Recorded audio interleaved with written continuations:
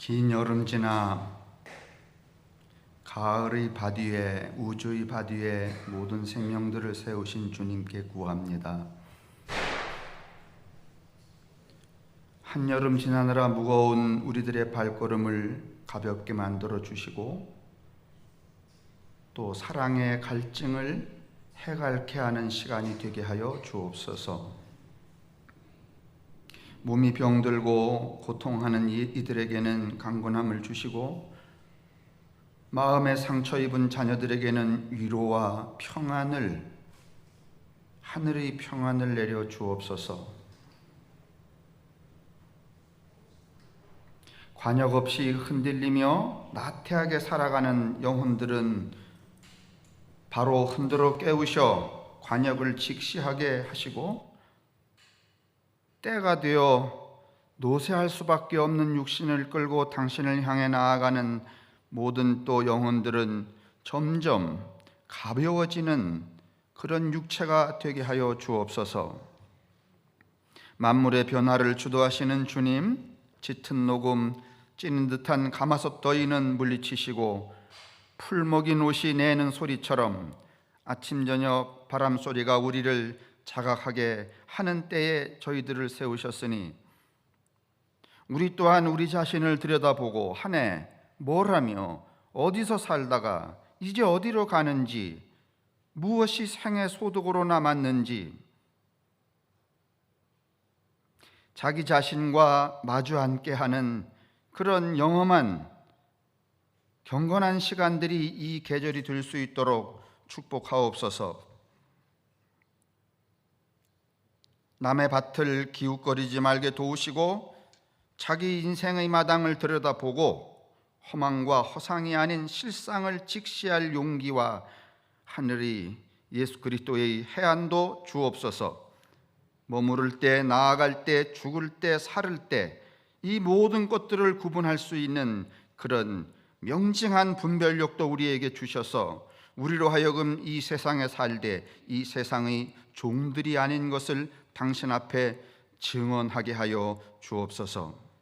예수님의 이름으로 간절히 구합니다. 아멘.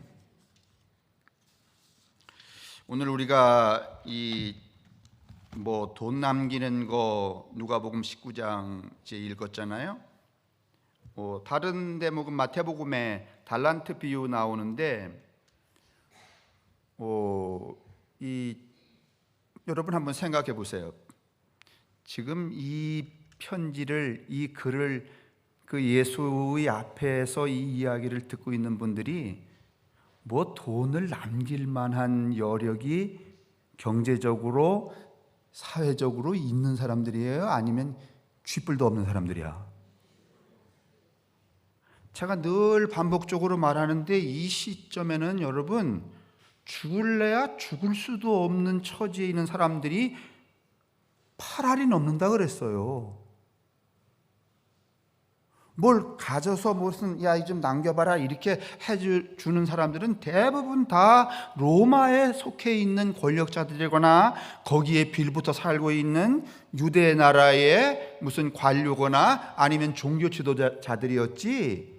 구할은 여러분 먹을 것도 없는데 뭘 남겨? 그러면 오늘 대중이 이 이야기를 들을 때 너들 왜 못 남겼느냐 이렇게 이런 이야기를 예수님이 비유로 하시면 이 이야기를 듣는 대중이 그래 내가 못 남겼네. 아유 나한테 뭐 이런 달란트도 주시고 저런 달란트도 주셨는데 왜 내가 못 남겼을까? 요즘 흔히 목사들이 하는 설교처럼 그렇게 자책하며 분발심을 가졌을까? 아니면 저런 빌어먹을 아니 당장 먹고 죽을 것도 없는 판인데 뭘 남기긴 그랬을까요?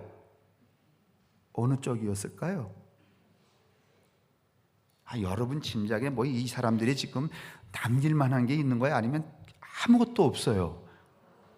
근데 왜 이딴 소리를 하시는 거야?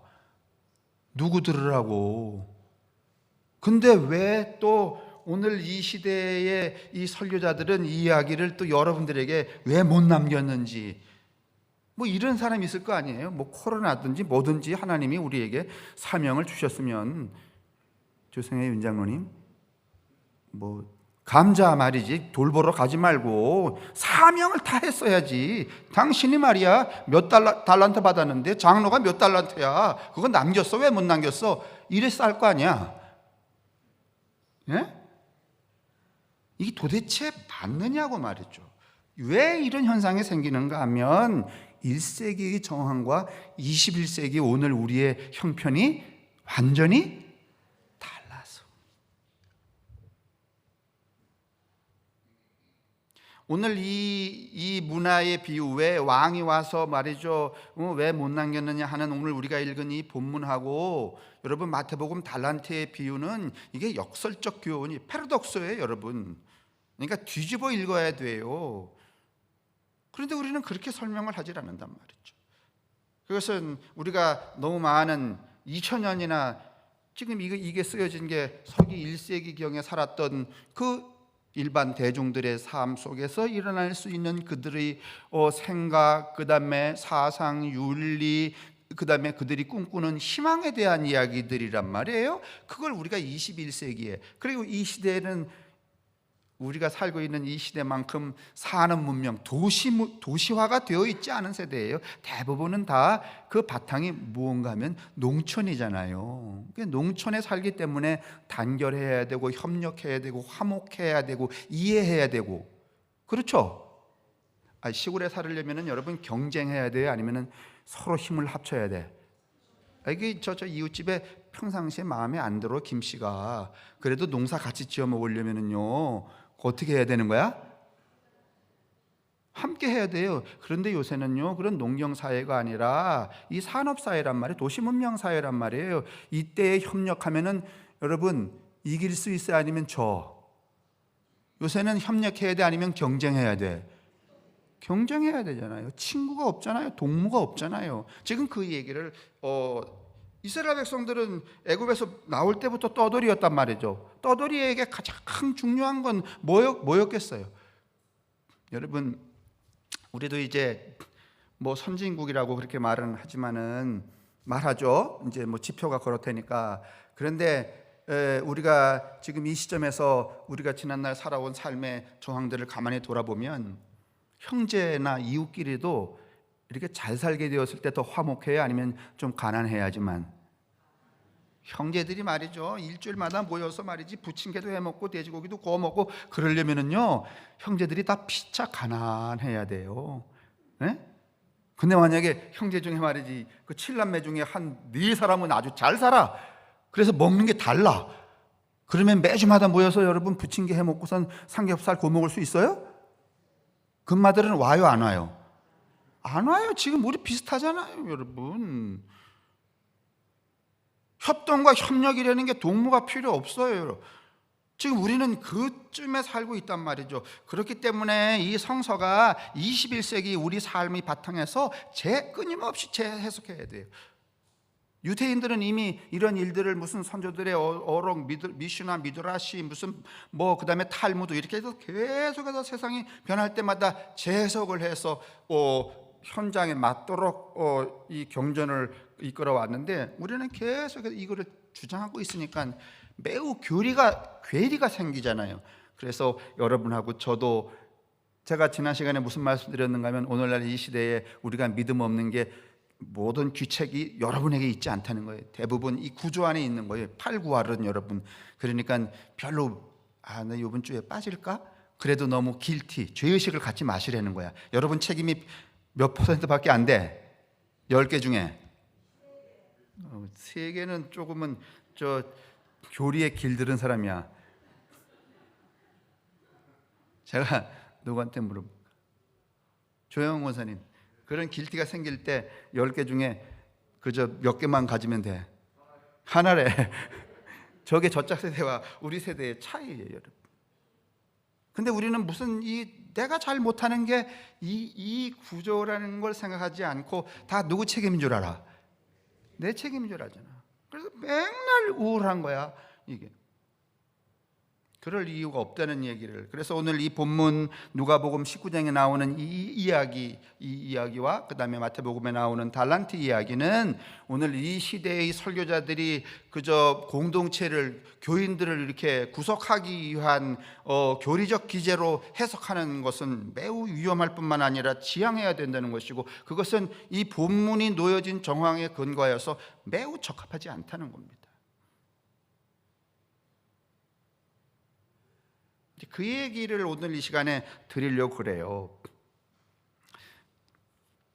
예수님 시대에 여러분 대부분의 이 로마 권력, 여러분 이제 우리가 성경 이거 제가 이거 설명하다가 좀 취하면은 또 잊어버릴까 봐.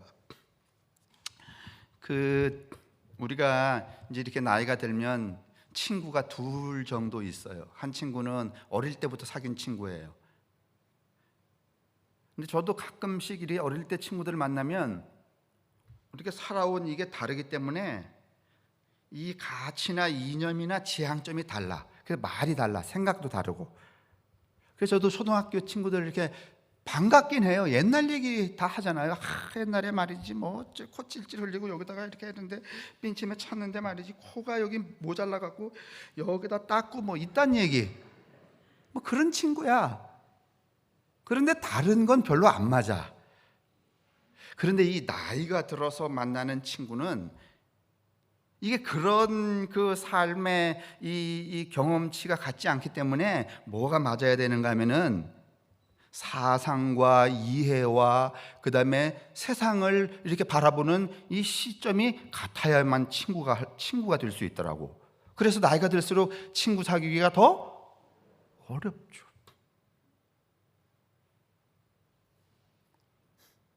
이게 제가 이렇게 거창하게 뭐 하는 이유는 다른 게 아니라 오늘 친구 한 분이 저기 예배에 참석을 했다고 그 얘기 하려고. 그래도 제가 이렇게 여러분하고 이렇게 40년 살아오면서 내 친구가 오늘 저 친구가 예배에 왔어요. 이런 적이 별로 그 어릴 때 친구들은 예배에 안 와. 왜냐하면 그 어릴 때 내 꼴을 알거든. 뭐 그 새끼 뭐 설교한다는데 말이지 뭐 다른 사람은 그렇게 이야기해도 그때 그놈이겠지 하고 아예 깔아뭉개고 오질 않아. 그런데 이제 나이 들어서 만나는 이 친구들은 뭔가 하면은 그런 접근에서 비롯된 게 아니기 때문에 우리가 더 세상 이야기도 하고 그럴 수 있는데, 오늘 얼마 전까지 강원연구원장 하셨던 육동환 선생님 두뇌여분 친구예요? 동갑이에요? 생일이 좀 빠르다고요. 저 양반이 예배 참석했습니다. 우리가 환영 박수 한번 하겠습니다.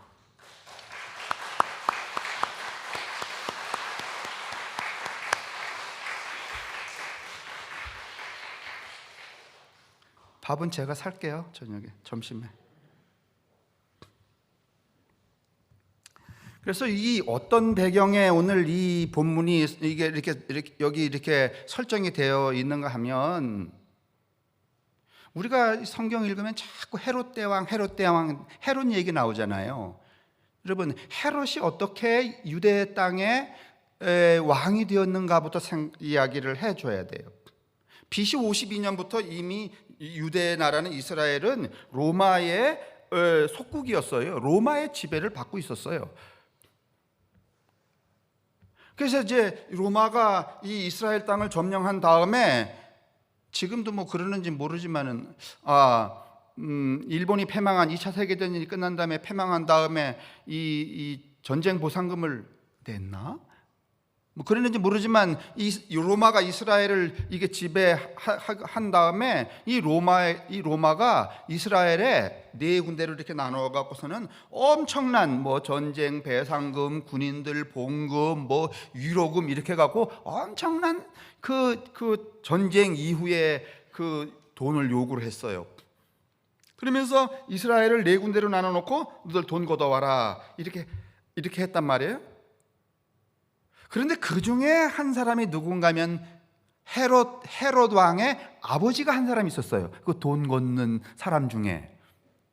근데 이 4구역의 3구역에서는 별로 돈을 이 로마가 요청한 대로 돈을 그 국민들 백성들을 수탈해서 돈을 못 거뒀는데 이 헤롯의 아버지가 엄청나게 돈을 많이 거둔 거예요. 그러면 로마 입장에서는 여러분 그 이제 이게 비유가 들으려니까 좀 웃겨지네요. 로마가 이스라엘을 지배를 했어요. 네 등분을 해놓고서는 한 명씩 이렇게 세워놓고서는 너들 말이지 전쟁에 졌으니까 이거 저 보상금 다 내라 말이 얼마씩 400달란트 400 얼마 200 얼마 300 얼마 그래서 700 얼마를 이렇게 분할해서 이렇게 집행을 하려고 했었는데 세 구역의 이 관리자들은 못했는데 이 헤롯의 아버지가 그걸 엄청나게 많이 거둔 거예요. 이 헤롯의 가족들은 아무래도 이 무슨 경제의 이 개념이 밝았던 것 같아. 오늘 저 육동환 원장님도 사실은 저 경제통이죠, 경제통. 근데 이 헤롯 아버지 이 안티테파르라고 하는 사람이 어떻게 돈을 거뒀는가 하면은 내가 이제 너는 말이지 30억을 걷어와라 이렇게 제가 할당을 받았으면 신낙선 장로님에게 그걸 임대를 주는 거야. 신낙선 장로님에게 내가 30억에 할당 받았는데 너 35억 걷어갖고 5억 먹고 30억 놔줘. 예? 그랬더니 신낙선 장로님은 또 꾀가 나갖고 그거를 옆에 윤용대 장로님한테 또 그거를 또 임대를 주는 거야. 어떻게 하는가 하면 내가 이거 말은 안 했겠지 내가 이거 저기 비싸게 받았는데 당신 싸게 줄 테니까 세금 걷어온 다음에 나한테 얼마만 줘? 아이 무슨 장사를 이렇게 해요. 그래서 그렇게 해서 이게 한 4차례쯤 넘어가서 여러분 소위 이런 거야. 큰 건설 회사가 수천억 원짜리 건물 하나 그걸 뭐라 그러지? 이렇게 어떻게 하고 수주 받아서 1하청, 2하청, 3하청, 4하청 이렇게 주는 거예요.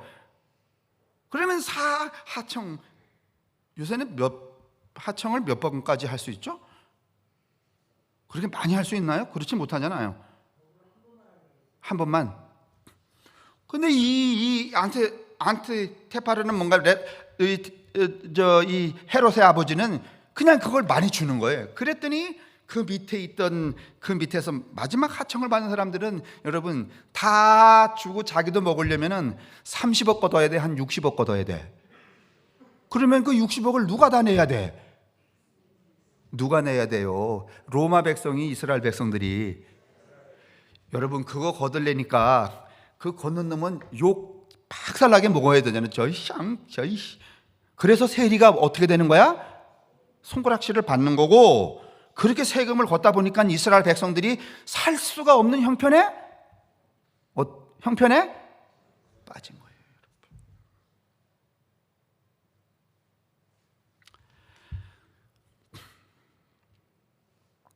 자, 이제 나라는 로마가 지배하고 있어요. 그것을 위탁받아 갖고 있는 그 내국의 내국의 그 권력자들은 자기들의 그 입신양령을 위하여서 백성들의 고열을 어떻게 해요? 엄청나게 짜내요. 그런 환경에 살고 있는 이 사람들은 무슨 생각? 야, 우리가 어떻게 살아야 되나? 이때는 여러분 이런 지경에 빠지면은요, 경쟁할 뭐가 마당이 없는데 무슨 경쟁을 하겠어요? 이젠 살아남으려면 어떻게 해야 살아남아요? 다 지금 어려운 판이야. 먹기도 어려워요. 돈도 못 내요. 여러분 세금을 못 내니까 누구를 파는 거야? 여러분 세금을 못 내니까 누굴 파는가 하면 처음에는 자녀들을 팔잖아요. 노예로. 그래서 떼워야 되잖아요. 그래서 이제 이 이야기가 나왔으니까 하는 이야기지만은 예수님이 갈릴리 지나가다가 여러분 베드로 보고 베드로가 뭐 했다고요? 고기잡이 했다잖아요. 여러분에게 여쭤봅시다. 그거 베드로의 배였을까?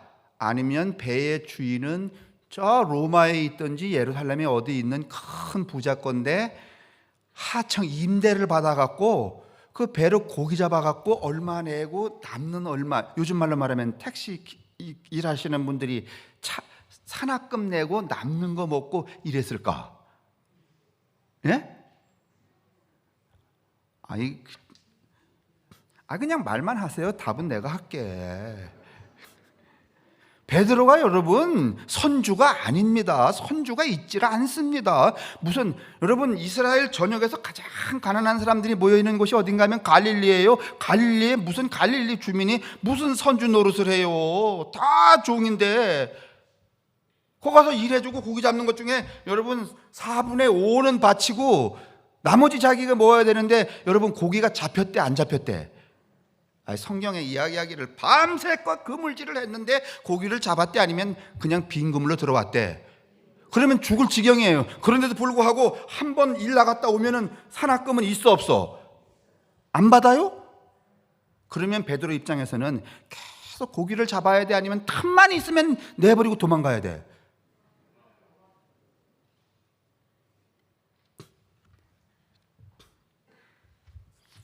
이거 제가 여러 번 얘기한 것 같은데 또 마치 새로 듣는 것처럼 목사님 성경을 좀 생각을 좀 해보시라고. 매일 잡아도 빈 그물로 들어와요. 그런데 안 나갈 수 없어요. 왜냐하면 거기에 종으로 딸려 있으니까. 그러면 내지 못하는 산악금은 그냥 그날 탕감이 돼 아니면 싸요. 그러면 애 팔아서 갚아야 되고, 그것도 안 되면 마누라 팔아서 갚아야 되고, 그거 안 되면 야반 도주해야지. 맞죠?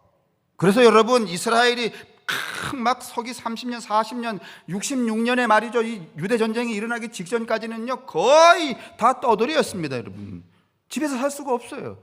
그런데 이제 베드로가 그렇게 살아요. 하루하루 사는 게 이게 정말 지옥이야.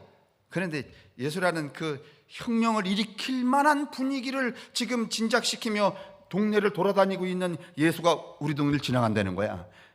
틈틈이. 근데 그 예수가 뭐라고 말하냐면 날 따라오라. 그러면 여러분 같으면 안 따라가겠어? 그냥 고기 잡겠어 아니면 따라가겠어? 아니 이것보다는 이게 낫지. 왜냐하면 기회만 되면 세상을 어떻게 할 수 있는, 혁명할 수 있는 그 반열에 자기도 동참하게 되는데 고기를 잡겠어요? 그건 뭐 믿음 뭐 이런 거 상관없어요. 그래서 또 그 얘기를 말이지. 여러분은 베드로는 고기도 버리고 배도 버리고 말이지. 그게 얼마나 돈이 많겠는지. 이런 썰은 빼.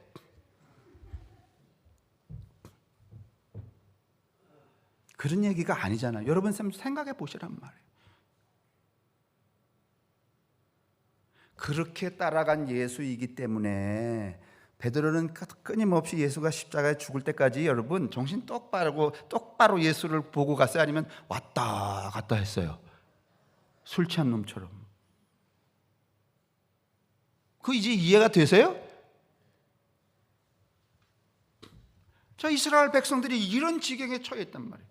그렇게 수탈을 당하고 있는 거예요. 그걸 여러분 그때 나이 이 헤롯의 아버지가 세금을 거둘 때 헤롯은 여러분 20살입니다. 이미 20살의 아버지를 통하여서 뭘 학습하는가 하면은 백성들을 어떻게 하는 거? 잘 털어오는 것을 여러분. 그리고 이 헤롯은 또 잘 털면 또 어딜 잘 보여야 돼요? 로마의 권력자들한테 잘 보여야 되는 거 아니에요? 그래서 37년 동안을 여러분 예수가 태어나기 한 그 직전 한 BC 4년 이 무렵까지 여러분 유대를 통치를 하는 거예요. 어마어마한 거죠. 일본이 대한민국을 무슨 30몇 년 동안 말이죠. 그렇게 병탐해서 그 정신과 의식까지를 다 침탈해 가는 것처럼 그렇게 침탈당해 있는 그런 이제 지경이었죠. 그런데 이제 이 헤롯에게 아들 셋이 있었는데 이게 아주 중구난방이에요. 일찍이 이 헤롯은 뭔가면 그 자기 아들과 그 자기의 관료들을 다 그 로마에 보내서 소위 로마의 헬레니즘의 문명을 받아들일 수 있도록 그렇게 해요. 그래서 이 헤롯의 아들들은 어디하고 가까운가 하면은 로마의 황제의 자식들하고 가깝게 지내는 그런 이제 전술을 37년이니까 그렇게 진행을 하죠. 그러다가 이제 37년 하도 오래되고 국민들은 수탈에 견딜 수 없고 더 이상은 살 방도와 가망이 없는 거예요.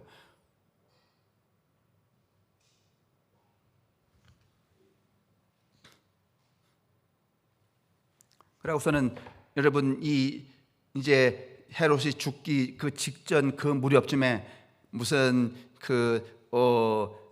나사렛 옆에 있는 세포리스라고 하는 동네, 뭐 갈릴리만 해도 그때까지는 그런 무장봉기 같은 게 일어나지 않았지만은 젊은 사람들이 끊임없이 반로마 항쟁을 시작을 해요. 서기 4년쯤에 여러분 이 예루살렘에 살고 있는 두 명의 유력한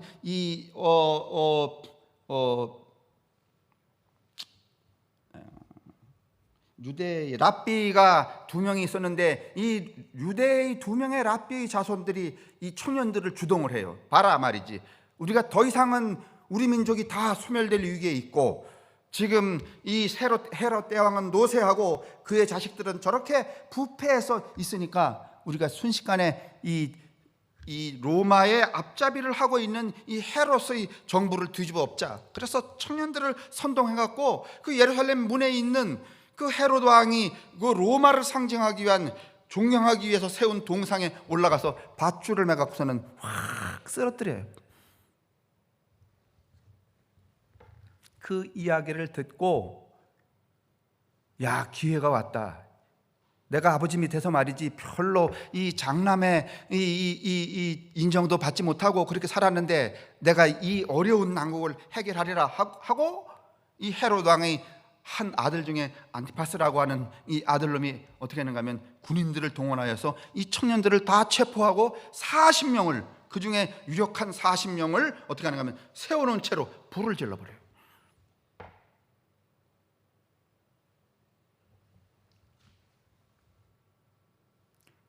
그러니까 로마에서 물론 이 유대 나라의 그 유지들도 저렇게 포악한 이 인간은 우리가 환영할 수 없다, 그런 의견을 로마에 보내기도 했지만은 로마의 입장에서 볼 때에는 여러분 그렇게 지 백성들을 말이지 불지르고 이런 놈한테 다시 그 어떤 그 권력을 부여해서 이스라엘을 다스리게 하면 이스라엘이 조용해지겠어? 자꾸 폭동이 일어나겠어.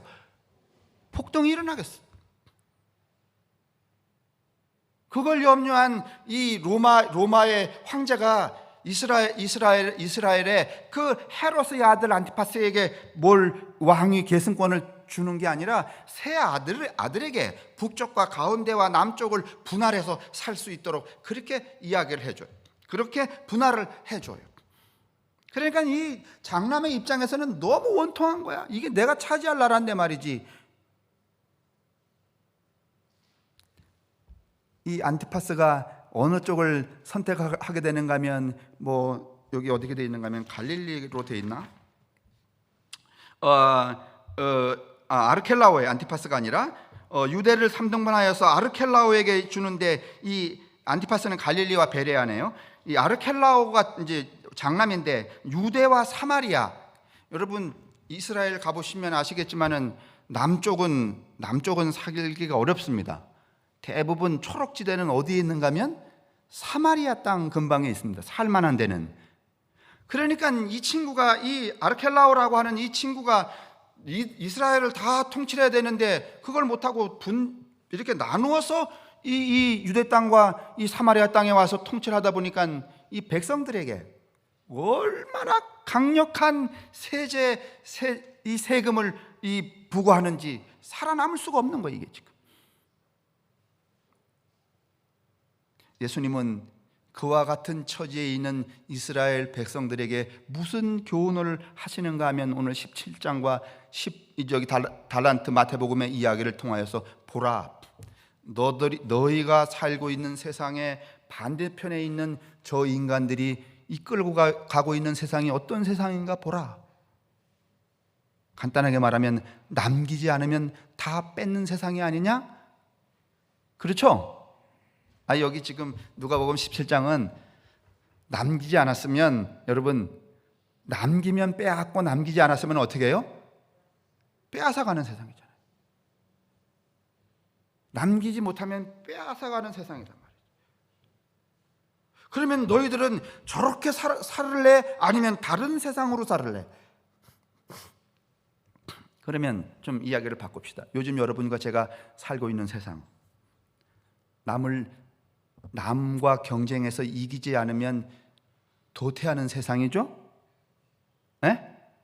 여러분하고 제가 살고 있는 목회도 마찬가지예요. 이게 따지고 보면은 늘 비교하고 빼앗으려고 하고 있잖아요.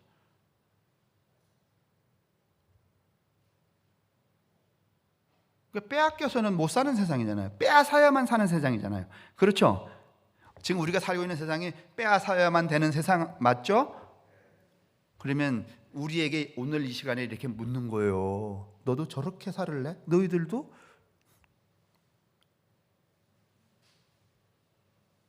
여러분 한번 여쭤봅시다. 우리가 지금 여러분 다 아시잖아요. 제가 말하지 않아도 지금 세상이 어떤 세상인지. 예전에는 뭐 장난삼아 서울에 가면은 뭐 눈을 떠도 뭘 배워간다고? 여러분 요새는 눈을 떠도 코를 배워가는 세상이 그거는 뭐 그냥 옛날 이야기죠. 지금은 싸워서 지면 곧 사망이야. 그리고 사실은 패자부활전 기회라는 게 있어요, 없어요? 여러분 한 번 사람이 몰락하면은요 다시 딛고 일어나 자기 생존을 유지할 수 있는 기회가 점점 더 우리 사회가 박탈하고 있잖아요. 그렇죠? 그러면 오직 누구만 살아남아? 강자만 살아남아요. 그럼 묻는 거야. 예수님이 지금 오늘 우리에게 이 본문을 쓱 내밀면서 봐라. 너들 그렇게 그냥 떠돌이로 살아가는데 이 자식들은 이렇게 말이지 남기라 하고 빼앗아 갔잖아. 그럼 너들 어떻게 살을래? 쟤들은 저렇게 살고 있는데 저게 세상인데 너는 어떤 세상을 꾸밀래? 그 얘기 하시는 거 아니에요. 그죠? 그러면 오늘 우리에게 되묻고 계시는 거예요. 21세기에 생각해봐라. 지금 당신들이 나를 뭐 구주로 믿던지 구세주로 믿던지 축복을 주는 사람으로 믿던지 여기 이렇게 모였는데 네가 살고 있는 세상은 어떤 세상이냐? 좋은 세상이냐? 뺏고 뺏는 세상이냐? 그러면 네 생각은 뭐냐? 너도 그런 세상을 만들어 갈래? 아니면 다른 세상을 만들어 갈래? 그럼 그리스도인은 뭐예요? 이때 당시에 예수를 따르는 사람들은 이 세상 말고 다른 세상을 만들겠다는 사람들이 그리스도인들 아니에요? 맞죠? 아니 우리가 저 세상과 같은 세상을 여전히 유지하는 데 기여를 한다면 교회는 왜 다녀? 다니는 이유가 있긴 있어요. 왜 다니는가 하면은 하나님, 나는요 이 세상과 다른 세상을 만들 의사가 요만큼도 없어요. 그리고 아시잖아요, 능력도 없으시는 거. 마음은 원이로되 육신이 약하여 안 된다는 거 아시잖아요. 그래서 할 수 없이 나도 쟤들처럼 살아가야 돼요. 욕하고 비난하고 까부수고 쟤보다 잘나야 되고. 그런데 제가 보시는 것처럼 힘도 없고 그러시잖아요. 그러니 예배당에 나가서 헌금하고 예배 출석할 때마다 쟤를 좀 더 잘 효율적으로 눈치 안 채게 까부수고 이길 수 있는 지혜와 힘을 주세요. 이거 구하러 교회 나갈 수? 지금 따지고 보면 오늘 우리가 김수천 집사님도 그런 기도했지만은 따지고 보면 우리가 톡 까놓고 말하지 않아서 그렇지 우리가 했던 지금까지 1년의 신앙생활의 그 중심을 우리가 하나님 앞에 이렇게 명명백백히 내놓자면 결국은 그 얘기였어요. 쟤보다는 내가 좀 더 어떻게? 내가 그래도 교회 나가니까 그럴 순 없지. 나만 무턱대고 잘되게 해달라니까 하나님한테 미안하지. 그러니 주님 이렇게 해주세요. 신나선 장로님이 500원 벌죠. 그러면 그래도 조금은 제가 더 벌어야 되지 않겠습니까? 목사인데. 그러니 저는 520원 벌게 해주세요. 이렇게 기도하는 일도 엄청 어려워요. 그죠? 안 그래요?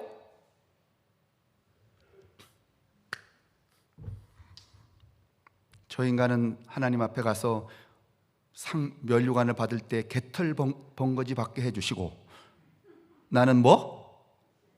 무슨 면류관? 그러면 거기 가서 면류관 받을 생각하지 말고, 하나님 내가 쟤하고 나눠 쓸 테니까 지금 좀 은 번거지라도 주세요. 이러면 얼마나 좋아.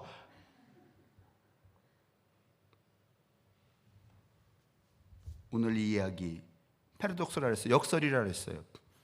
지금 이때의 헤롯 이후에 헤롯의 아들들 아르켈라오, 그다음에 안티파스, 빌립, 이 친구들이 했던 그 일들은 이 자기 아버지가 했던 것보다 더 악독한 세상을 추구하는 일들이었어요. 그런 세상에 정말 하루하루 생명을 유지할 수 없는 이 대중들에게 오늘 예수님은 이 이야기를 들려주며, 그 이야기를 들려줄 때 이 사람들은 무슨 생각 금방 하는가 하면, 아우 저 악독한 놈들 말이지, 인간도 아닌 놈들, 이 이야기라는 거. 남길 것도 없는데 우리 보고 뭘 남겨오라니. 그 얘기는 남길 것도 없는데 남겨오라는 것은 내가 매긴 세금을 어떻게 해서든지 어떻게 하라는 거야? 어떻게 하라는 거예요?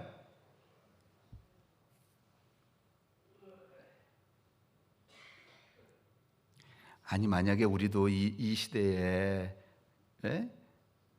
세금을 이렇게 합리적으로, 그래도 어떻게 해서든지 평등한 이 공동체, 사회 공동체를 만들기 위해서 합리적으로 이렇게 구축하지 않고 권력을 잡은 사람마다 알아서 세금을 매기고 그 세금을 지방에 징수하고 지방의 지방장이 또 저도 먹고 또 저기 중앙정부에 올리기 위해서 또 세금을 더 플러스해서 부과하고, 그러면 우리가 살아남을까요? 못 살아남을까요? 못 살아남습니다, 여러분.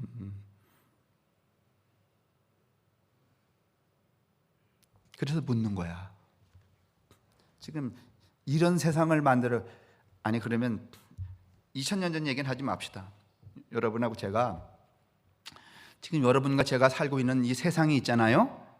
이 세상은 긍정적인 부분도 있지만은 부정적인 부분도 너무 많잖아요. 특별히나 인간성의 문제에 대해서는, 그 다음에 생명에 관하여서는 너무 이게 문제가 있단 말이죠. 그러면 이런 세상을 우리가 만들자고, 우리가 여기 교회에 모인 것은 뭔가 하면은 새로운 세상을 만들자는 거예요. 그 새로운 세상이 뭔가 하면 하나님의 나라 가시겠다는 거나 하나님의 나라를, 새로운 세상을 만들겠다는 거나 똑같은 거예요. 그러면 하나님의 나라를 가시려면 하나님의 나라에 대한 새로운 이해가 있어야 돼요? 없어야 돼요? 있어야 되잖아요. 그 하나님의 나라에 대한 이해를 내 삶을 통하여서 이 땅에 구현해 보겠다는 것이 그리스도인의 뭐예요? 삶이죠. 맞죠? 그리스도인의 삶은 뭐예요? 교회에 나오고 헌금하고, 그게 그리스도인의 삶이 아니라 내가 장차 꿈꾸는 그 놀라운 나라에 대한 이상성을 내 살아있는 삶을 통하여 이 땅에서 뭐 해보는 거? 실현해 보는 거. 이 하나님의 나라에 갔을 때 이루어야 될 인간관계를 이 땅에서도 어떻게 해보는 거? 자, 하나님의 나라 가면 인간과 인간이 원수지간이 되면 끝까지 갚겠어? 아니면은 그래도 하루 만에는 풀겠어? 설교 끝내야 돼. 하나님의 나라 가시잖아요. 그러면 거기는 아예 원망이나 이런 게 없을까? 아니면 또 있을까? 그럼 거기서는 어떻게 하겠어? 그때도 그러면 기도 열심히 해서 하나님의 나라에서 쫓아내? 하나님, 저 새끼 여기서 나가게 해주세요.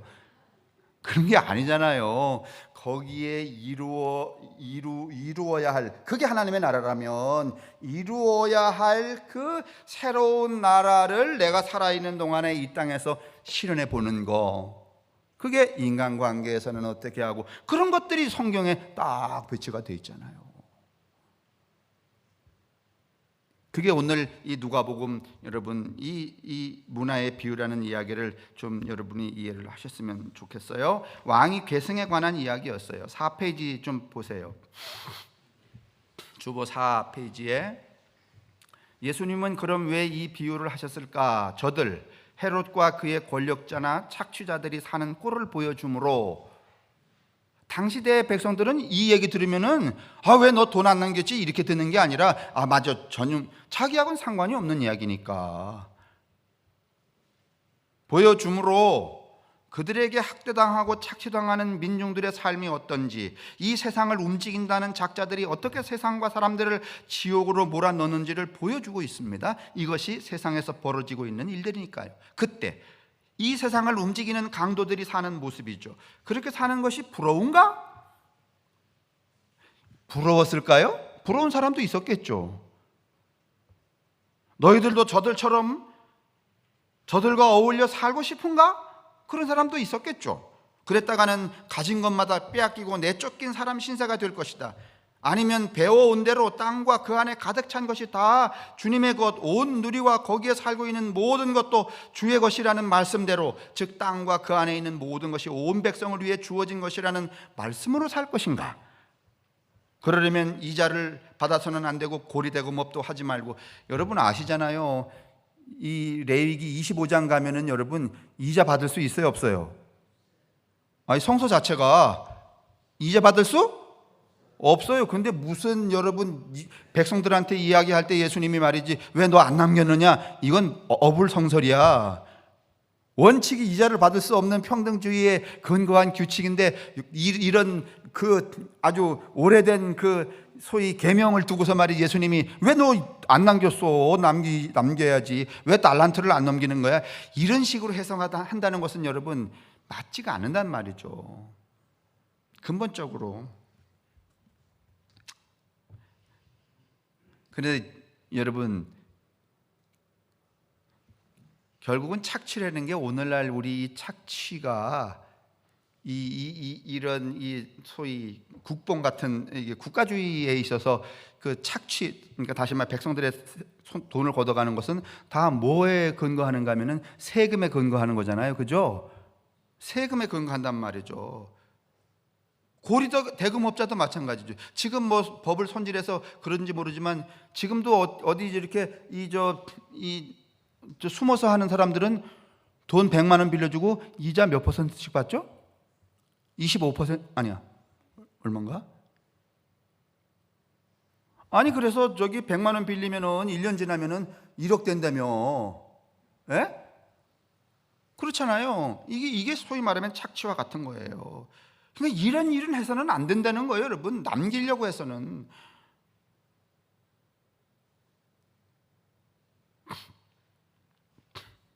근데 엊그저께 제가 저기 유 원장님 내가 딱 보니까 금리는 틀림없이 오른다 이렇게 돼 있던데. 이 지경에 금리 오르면 여러분 진짜 바닥에 사는 사람들은 완전히 바닥에 사는 사람들은 일어나지 못합니다. 뭐 그런 국가적인 어떤 그 구조에서 그런 필요가 있을지는 모르겠는데, 하여간 저는 제 일도 아닌 게 걱정이에요. 이 비유를 통해서 예수가 하고 싶은 얘기는 이런 거예요. 당시 유대 민중들과는 딴판으로 사는 사람들의 이야기를, 그러니까 9명은 막 먹고 사는 게 어려워요. 근데 한 사람들이, 그 소수가 말이죠, 모든 걸 다 착취하고 그렇게 살아가요. 그런 사람들의 이야기를 지금 이 비유를 통해서 하고, 너희는 저들과는 또 다른 세상의 삶을 도모해야 된다. 우리 그거 여러분 결의하기 위해서 여기 모인 거예요. 그거 결심하기 위해서. 그래, 내가 세상에 살지만은 세상과는 다른 사람, 다른 삶, 다른 생각으로 살아봐야지. 이거 여러분 우리가 결의하자고 매주마다 교회 나와서 아멘 하고 할렐루야 하고 그러는 거죠. 다른 사람을 이길 힘을 주십시오, 이거 하자고 모이는 게 아니라. 그러니 이 두 본문을 통속적으로 해석하지 말아야 합니다. 달란트를 받았으니 열심히 해서 그걸 남기는 교인이 되어야 한다든가, 하나님은 심지 않은 데서 거두고 뿌리지 않는 데서 거두는 내혹한 분으로 해석해서는 안 되는 일이죠. 가난한 자들을 위해서 이자를 받지 말라는 구약의 진리를 무시하는 그런 해석도 불가합니다, 여러분. 편리한 대로 막 해석해버리니까 저기에 있는 성서를 무시해버리는 그런 아주 자기 충돌, 자기 배반이 막 일어나는 거죠. 그 밑에 두 번째 단 보시면, 당시의 유대 민중들과 딴 세상 사람들처럼 살아가는 저들을 보여준 다음에 그것이 얼마나 악독한 세상살이 방식인가를 깨닫게 해주기 위해서 이 비유를 하고 계시다. 그런 다음에 너희는 저들과는 다른 딴 세상의 사람들처럼 살아야 한다는 말씀을 하는 거죠. 그런데 여러분, 제가 이렇게 말하지만은 지금 저 세상의 사람들과 다르게 살기가 쉽지 않죠. 어렵죠. 매우 어렵죠. 거의 불가능하죠. 그러나 포기하지 말아야 한다는 거예요. 왜냐하면 그럼에도 불구하고 여름에서 가을이 저절로 움직여서 가을이 되는 것처럼 하나님의 나라, 우리가 그렇게 불가한 상황 속에 이렇게 이루지 못하고 그 사는 이 시간 속에서도 하나님의 나라는 어떻게 오고 있으니까, 도래하고 있으니까. 그래서 포기하지 말라는 거예요. 그거라도 잊지 말아야 되죠. 내가 이게 지금 그 생각이라도 좀 가지고 계셔야 돼요. 딴 세상 사람처럼 살아야 되는데. 그런데 이거를 아주 뒤집어 갖고 말이지, 그래 딴 세상은커녕 뭐 이 다음에 죽으면은 막 교회 나가고 헌금하면 천당 간다니까 확실히 믿고, 이 땅에서는 하여간 너하고 나하고 그냥 막 터지게 싸워서 내가 어떻게 되는? 그래서 우리가 늘 하는 건 뭐예요? 꼬리가 되지 말게 하시고 뭐가 되게? 왜? 여러분, 머리가 되려면 저절로 됩니까? 아니면 엄청 싸워야 돼? 그리고 다 져야 돼, 이겨야 돼? 그건 무슨 세상이에요?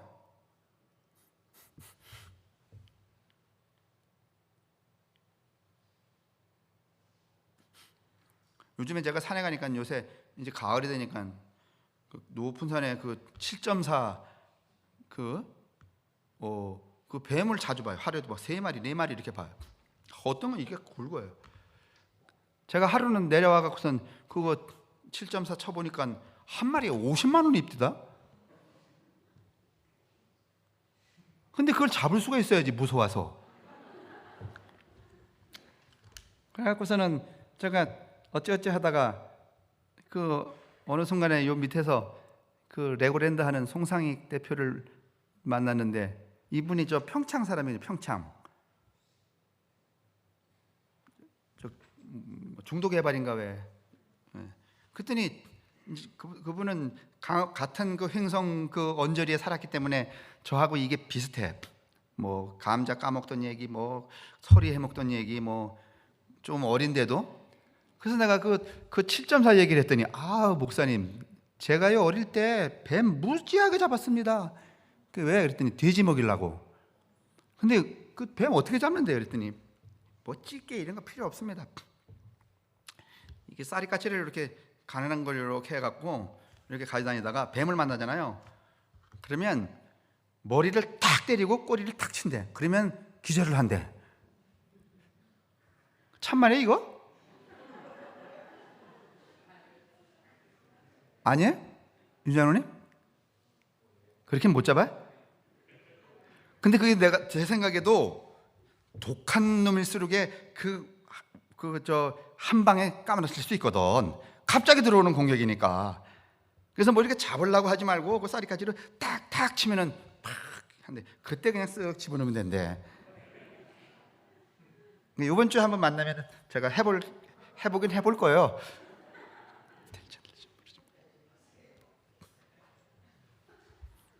세상이 이렇게 독하잖아요.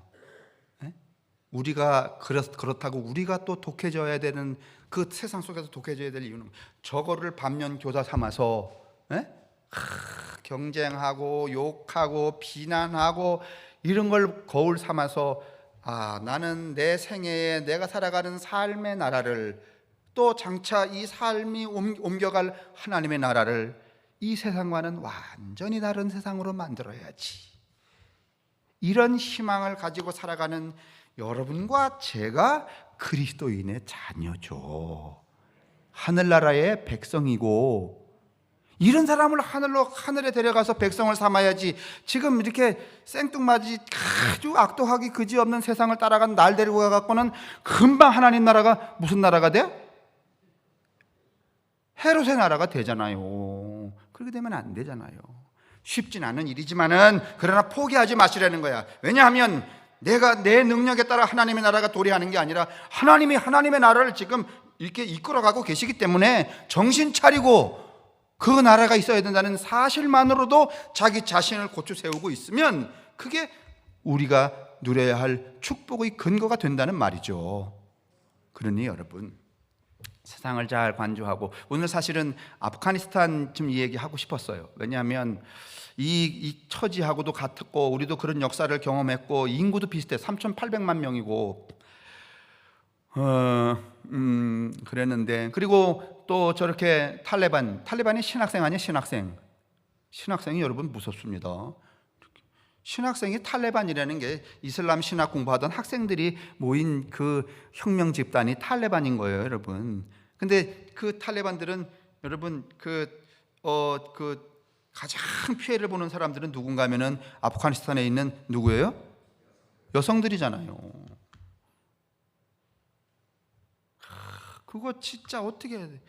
그러면 미국은 과연 책임이 없는 건가, 무능한 건가, 왜 이런 일을 벌였는가, 뭐 이런 얘기 좀 하려고 그랬었는데 중간에 유 원장님 오시는 바람에 잊어버렸어.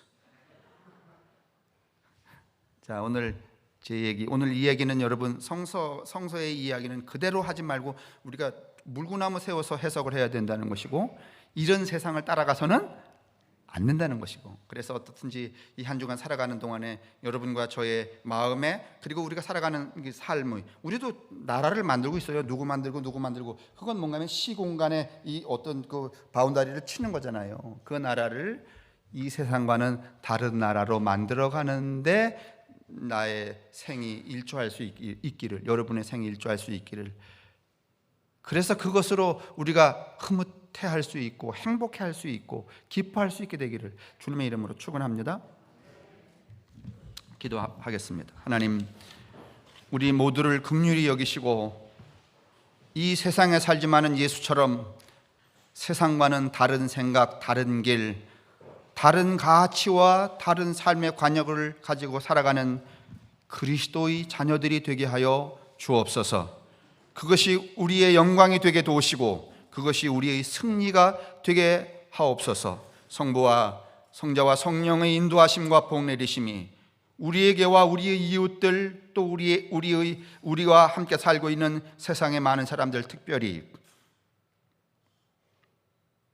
세계적인 이 곤란에 빠진 아프가니스탄에 살고 있는 그 노약자들과 그리고 또 여성들, 저들이 감내해야 될 그 수많은 고통, 그 위에 언제나 함께 하시기를 간절히 축원합니다. 아멘.